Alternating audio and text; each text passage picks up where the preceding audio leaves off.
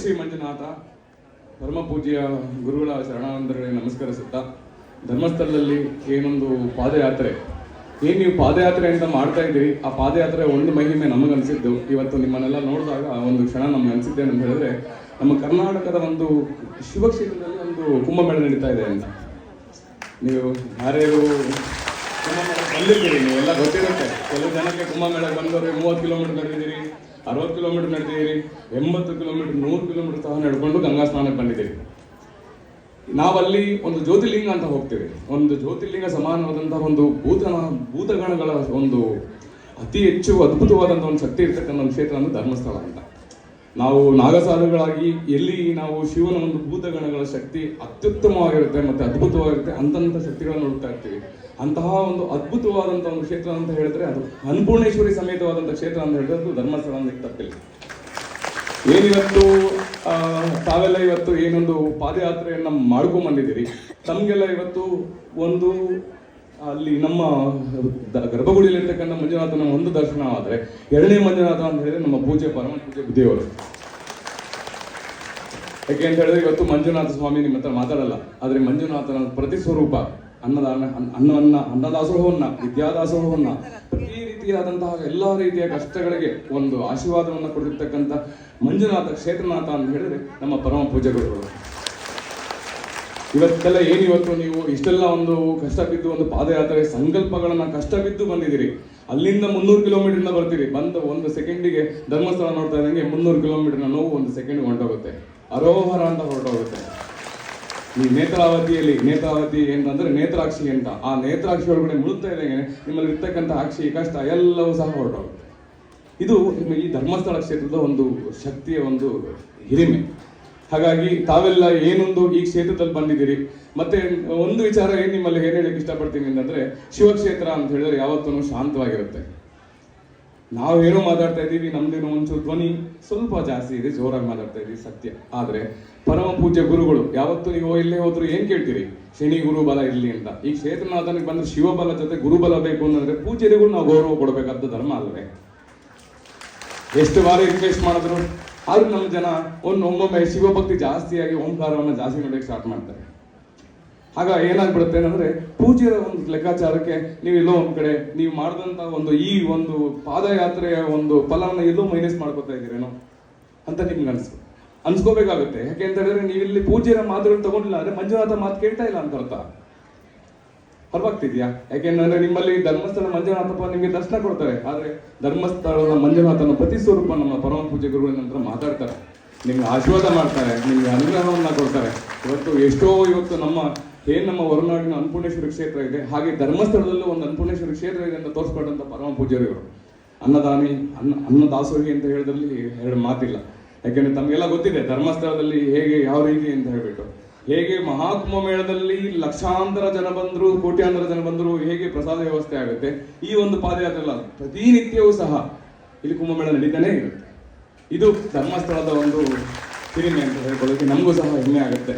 ಹಾಗಾಗಿ ಒಂದು ಪ್ರಯಾಗ್ರಾಜ್ ಮಹಾಕುಂಭಮೇಳದ ಒಂದು ಮಹಾಗಂಗೆಯನ್ನ, ಹಾಗೆ ನಮ್ಮ ಬುದಿಯವರ ಹೆಸರಲ್ಲಿರ್ತಕ್ಕಂಥ ವೀರೇಂದ್ರ ಹೆಗಡೆ ಯುವ ಬ್ರಿಗೇಡ್ ಇಂದ ನಮಗೆ ಒಂದು ವಿಶೇಷವಾದಂಥ ಒಂದು ಆಹ್ವಾನ ಬಂದಿತ್ತು.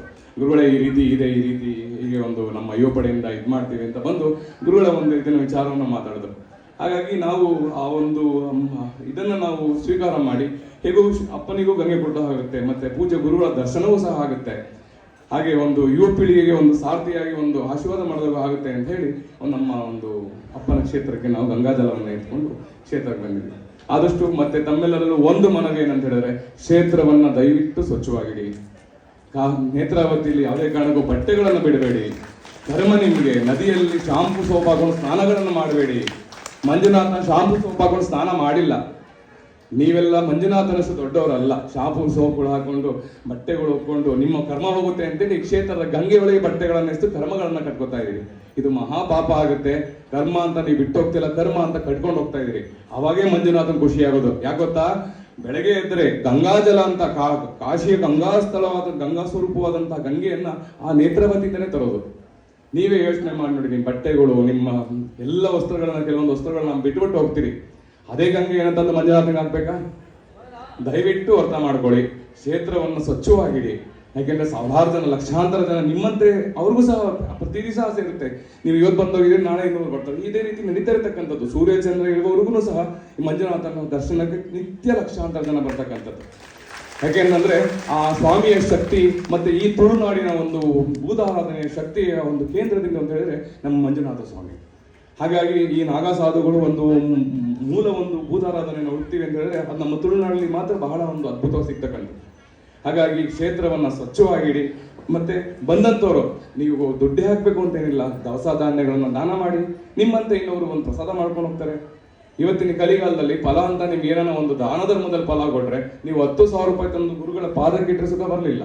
10,000 ಧಾನ್ಯವನ್ನ ತಂದು ಅನ್ನಪೂರ್ಣೇಶ್ವರಿ ಕ್ಷೇತ್ರ ತಲುಪಿಸಿದ್ರೆ ಆ ಒಂದು ಮಹಾಮಂಜುನಾಥ ಪ್ಲಸ್ ಅನ್ನಪೂರ್ಣೇಶ್ವರಿ ಆಶೀರ್ವಾದ ಸದಾಕಾಲ ನಿಮ್ಮ ಕುಟುಂಬಕ್ಕೆ ಇರುತ್ತೆ. ಇದು ನಮ್ಗೆ ಬೇಕಾಗ್ತಕ್ಕಂಥದ್ದು. ಏನೋ ಕೊಡ್ತೀವಿ, ಚಿನ್ನ ಹಾಕಿದ್ವಿ, ಬೇಡ. ಒಬ್ಬ ಮನುಷ್ಯನ ಹೊಟ್ಟೆ ತುಂಬಿದ್ರೆ ಅಲ್ಲಿನ ನಾಥ ಸಂಪೂರ್ಣವಾಗಿ ಪರಮಾತ್ಮನಾಗಿ ನಿಮ್ಗೆ ಅನುಗ್ರಹ ಮಾಡ್ತಾರೆ. ಇವತ್ತು ನೀವು ಬಂದಾಗ ಧರ್ಮಸ್ಥಳಕ್ಕೆ ಅಂತ ಬಂದ್ರೆ ಪ್ರಸಾದದ ಮುಟ್ಟದೆ ನೀವು ಯಾರು ಆಚೆ ಕಡೆ ಹೋಗಲ್ಲ. ಯಾಕೆ ಅಂತ ಹೇಳಿದ್ರೆ ಅನ್ನಪೂರ್ಣೇಶ್ವರಿ ಕೈ ಬೀಸಿ ಕರೆಯುವಂತ ಒಂದು ಕ್ಷೇತ್ರ ಅಂದ್ರೆ ಧರ್ಮಸ್ಥಳ. ಹಾಗಾಗಿ ದಯವಿಟ್ಟು ಕ್ಷೇತ್ರವನ್ನ ಸ್ವಚ್ಛವಾಗಿಡಿ. ಮತ್ತೆ ಗುರು ಹಿರಿಯರಲ್ಲಿ ಗೌರವ ಇರಲಿ. ತಂದೆ ತಾಯಿಗಳನ್ನ ದಯವಿಟ್ಟು ಗೌರವವಾಗಿ ಮಾಡ್ಕೊಳ್ತಾ ಹೋಗಿ. ಹಿರಿಯರಲ್ಲಿ, ಗುರುಗಳಲ್ಲಿ ಒಂದು ಗೌರವ ಭಾವನೆಗಳಲ್ಲಿ, ಸನಾತನ ಧರ್ಮದ ಎಲ್ಲೇ ಕಾರ್ಯಕ್ರಮಗಳಲ್ಲಿ ಈ ತರ ಯಾತ್ರೆಗಳು ಇನ್ನೂ ಯುವ ಪೀಳಿಗೆಗಳು ಇನ್ನೂ ಮುಂದಕ್ಕೆ, ಇವತ್ತು 80,000 ಇದೆ, ಇವತ್ತು 8 ಲಕ್ಷ ಇದೆ, ನಾಳೆ ಅದು 80 ಲಕ್ಷ ಆಗಬೇಕು. ಇದು ಧರ್ಮಸ್ಥಳದ ನಮ್ಮ ಒಂದು ಕರ್ನಾಟಕದ ಒಂದು ದಕ್ಷಿಣ ನಾಡಿನ ಒಂದು ಅನ್ನದಾನ ಕ್ಷೇತ್ರ, ಅದು ಶಿವನ ಕ್ಷೇತ್ರ ಅನ್ನೋದ್ರಲ್ಲಿ ಜ್ಯೋತಿರ್ಲಿಂಗ ಕ್ಷೇತ್ರ ಅನ್ನೋದು ತಪ್ಪಿಲ್ಲ. ನಾವು ಕಾಶಿ ಹೋಗೋ ಅವಶ್ಯಕತೆ ಇಲ್ಲ, ನಾವು ಅಪ್ಪನ ನೋಡೋದು ಆಯ್ತು. ಇಲ್ಲಿ ಅಂತಹ ಒಂದು ಶಕ್ತಿ ಪೀಠಗಳನ್ನ ಒಳಗೊಂಡಿದೆ ಈ ಒಂದು ಕ್ಷೇತ್ರ. ಹಾಗಾಗಿ ಏನೊಂದು ನಾವು ಇನ್ನೊಂದು ವಿಶೇಷವಾಗಿ ಏನ್ ಹೇಳ್ಬೇಕು ಅಂತ ಹೇಳಿದ್ರೆ, ನಮ್ಮ ದೈವಗಳನ್ನ, ಅದು ಜೈನ ಮುನಿಗಳ ಸ್ವರೂಪದಲ್ಲಿ ನಮಗೆ ಮಂಜುನಾಥನ ದರ್ಶನ ಮಾಡಿಸಿರ್ತಕ್ಕಂಥ ಮಹಾಗುರುಗಳು. ಹಾಗಾಗಿ ನಮ್ಮ ಕಾವಂದರಿಗೆ ದಯವಿಟ್ಟು ನೀವೇನೇ ಮಾತಾಡಬೇಕಾದ್ರೂ ಶಿವನೇ ನುಡಿತಾ ಇದ್ದೇನೆ ಅಂತ ಹೇಳಿ ಆದಷ್ಟು ಮೌನವಾಗಿ ತಗೊಂಡು ಅವರ ಮಾತುಗಳನ್ನ ಗಮನವಿಟ್ಟು ಆಲೋಚನೆ ಮಾಡಿ ನೋಡಿ. ಅವರೊಂದು ಮಗು ಬೆಳ್ಳಿಡ್ಕೊಳ್ಳೋ ವಿಚಾರ ಹೇಳಿದ್ರು. ಆ ಬೆಳ್ಳಿ ಯಾರ್ದು ಅಂತ ನಿಮ್ಗೆ ಗೊತ್ತಾಗ್ಲಿಲ್ಲ. ಯಾರ್ದು ಬೆರಳು ಮಾತ್ರ ನೀವು ಇದು ಮಾಡ್ತಾ ಇದ್ರಿ. ಆ ಬೆರಳು ಯಾರು ಮಗು ಮಾತ್ರ ಕಳೆದೋಯ್ತು ಅನ್ನೋದು ಮಾತ್ರ ನೀವು ಅರ್ಥ ಮಾಡ್ಕೊಂಡ್ರಿ. ಆದ್ರೆ ಬೆರಳು ಮಹಾದೇವಂದಲ್ಲ, ಪೂಜೆ ಗುರುಗಳದು. ಅವ್ರ ಕೈ ಹಿಡಿದು ನಡೆಸಿದ್ರೆ ನೀವು ಹೆಂಗ್ ಬೇಕಾದ್ರೆ ನಡ್ಕೊಂಡು ಹೋಗ್ಬೋದು. ಆ ನಂಬಿಕೆಯಿಂದ ನೀವು ಧರ್ಮಸ್ಥಳಕ್ಕೆ ಬಂದು ನೋಡಿ. ಗುರುಗಳಿದ್ದಾರೆ, ಗುರುಗಳು ನನ್ನ ಜೊತೆ ಇದ್ದಾರೆ, ನಾನು ಧರ್ಮಸ್ಥಳಕ್ಕೆ ಹೋಗ್ತಾ ಇದ್ದೀನಿ, ಯಾವುದೇ ತೊಂದರೆ ಆಗಲ್ಲ ಅಂತ. ಯಾಕೆ ಅಂತ ಹೇಳಿದ್ರೆ ಮಂಜುನಾಥಪ್ಪ ನಿಮ್ಗೆ ಹೇಳಿರಲ್ಲ ಎಡಗಡೆ ಬಾ ಬಲಗಡೆ ಬಾ ಅಂತ.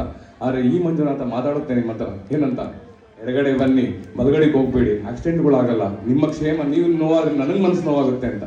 ಹಾಗಾಗಿ ಕೆಲವೊಂದು ನಿಯಮಗಳನ್ನ ಈ ಒಂದು ಯಾತ್ರೆ ಸಂದರ್ಭದಲ್ಲಿ ಪಾಲನೆ ಮಾಡೋದ್ರಿಂದ ಕ್ಷೇತ್ರಕ್ಕೂ ಕೆಟ್ಟ ಹೆಸರು ಬರಲ್ಲ, ನಿಮ್ಗೂ ಕೆಟ್ಟ ಹೆಸರು ಬರಲ್ಲ ಅಲ್ವೇ. ಯಾಕೆಂದ್ರೆ ಈ ಧರ್ಮಸ್ಥಳಕ್ಕೆ ಹೋಗ್ತಾ ಇದೆ, ಈ ತರ ಆಗೋಯ್ತು ಅಂತ ಹೇಳಿದ್ರೆ ಎಲ್ಲೋ ಒಂದು ಸಣ್ಣದೊಂದು ಇದಾಗುತ್ತೆ.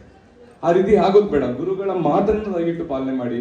ಏನೊಂದು ರಸ್ತೆ ನಿಯಮಗಳಿದೆ ಅದನ್ನು ಪಾಲನೆ ಮಾಡಿ. ಧರ್ಮರಾತ್ರಿಯಲ್ಲಿ ಸುರಕ್ಷಿತವಾಗಿ ಬಂದಿದ್ದೀರಿ. ಕ್ಷೇತ್ರದ ಒಂದು ಆಶೀರ್ವಾದವನ್ನ ತಗೊಳ್ಳಿ, ಗುರುಗಳ ಪೂಜ್ಯರ ಒಂದು ಆಶೀರ್ವಾದವನ್ನ ತಗೊಳ್ಳಿ. ಇಡೀ ಕುಟುಂಬಕ್ಕೆ ನಿಮ್ಮ ಒಂದು ಸಂಕಲ್ಪಗಳು ಈಡೇರೋದಕ್ಕೆ ಒಂದು ಆಶೀರ್ವಾದ ತುಂಬಾ ಚೆನ್ನಾಗಿರುತ್ತೆ. ಒಳ್ಳೇದಾಗ್ಲಿ. ಸರ್ವೇ ಜನೋ ಸುಖಿನೋ ಭವಂತು. ಪೂಜ್ಯ ಗುರುಗಳಿಗೆ ಪುನಃ ನಮಸ್ಕಾರಗಳು, ಶತಕೋಟಿ ನಮಸ್ಕಾರಗಳು. ಹರ ಹರ ಮಹಾದೇವ್.